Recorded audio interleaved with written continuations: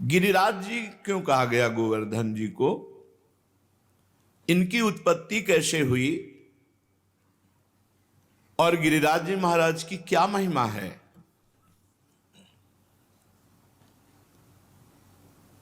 श्री नंद बाबा ने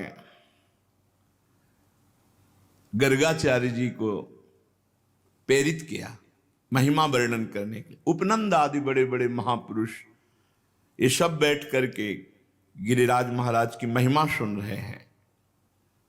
साक्षात परिपूर्णतम भगवान श्री कृष्णचंद्र जो असंख्य ब्रह्मांडों के अधिपति हैं, कर्तुम अकर्तुम अन्यथा कर्तुम सर्व समर्थ हैं।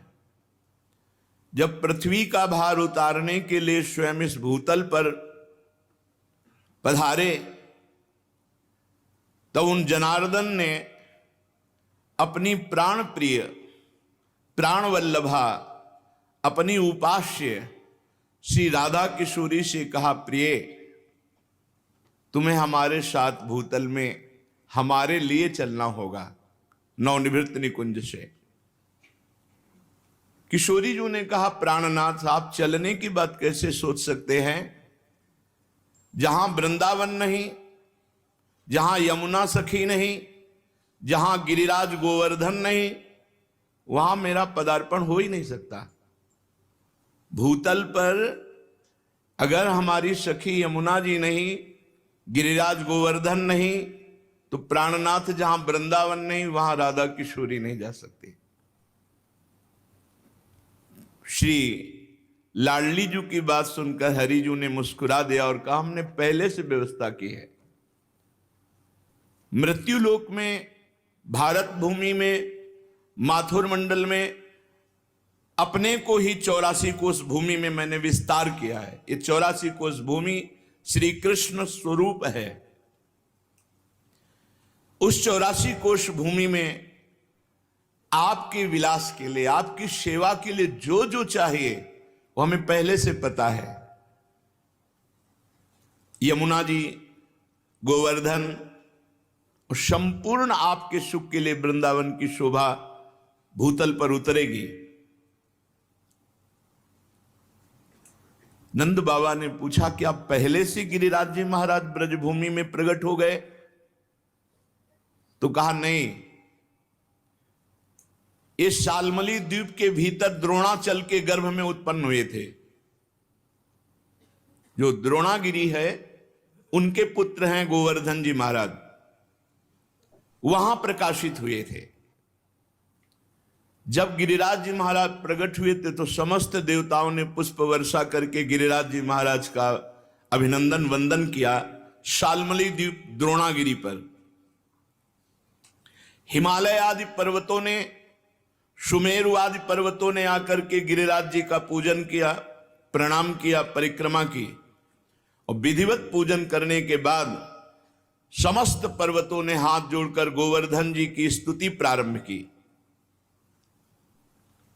त्वं साक्षात् कृष्णचंदस्य परिपूर्णतमस्य च गोलोके गोगणैर्युक्ते गोपी गोपाल संयुते त्वं हि गोवर्धनो नाम वृंदारण्ये विराजसे त्वन्नो गिरीणां सर्वेषां गिरिराजोऽसि साम्प्रतं नमो वृंदावनांकाय तुभ्यं गोलोकमौलिने पूर्ण ब्रह्म तपत्राय नमो गोवर्धनाय च। समस्त सुमेर, हिमालय आदि बड़े बड़े पर्वतों ने गिरिराज महाराज की स्तुति की। हे गिरिराज, तुम साक्षात परिपूर्णतम भगवान श्री कृष्ण का स्वरूप हो। भगवान श्री कृष्ण की प्राण प्यारी गौओं का समुदाय, गोपाल, गोप सुंदरी गोपियों का समुदाय, ये सब आपकी तलहटी में आनंद प्राप्त करेगा। तुम्हारा नाम गोवर्धन है, तुम वृंदावन में नित्य विराजोगे। इस समय हम समस्त पर्वतराज आपको गिरिराज पदवी प्रदान करते हैं। द्रोणागिरी की गोद में प्रकट हुए गोवर्धन महाराज को गिरिराज पदवी प्रदान की समस्त विश्व के महान महान पर्वतों ने। वृंदावन सच्चिदानंदमय है, गोवर्धन भगवान द्रोणागिरी में विराजमान है।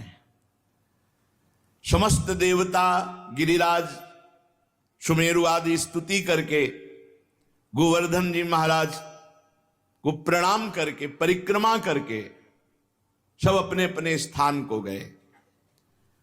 उसी समय महिमा सुन करके कि द्रोणागिरी पे गोवर्धन जी महाराज प्रकट हुए हैं, बड़े ही तप के धनी पुलस्त ऋषि कौतुकवश दर्शन करने के लिए गिरिराज जी द्रोणागिरी पर पहुंचे।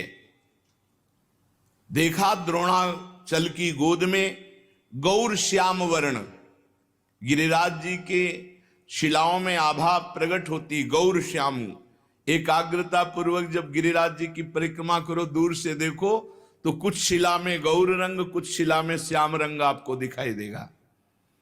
गोवर्धन भगवान ऐसे माधवी मालती सुंदर सुंदर लताएं गुफाएं, बड़े सुंदर वृक्ष जो मीठे फलों के भार से सुंदर सुंदर सरोवर कुंड झरने, महाराज देखते ही पुलस्त ऋषि लुट गए।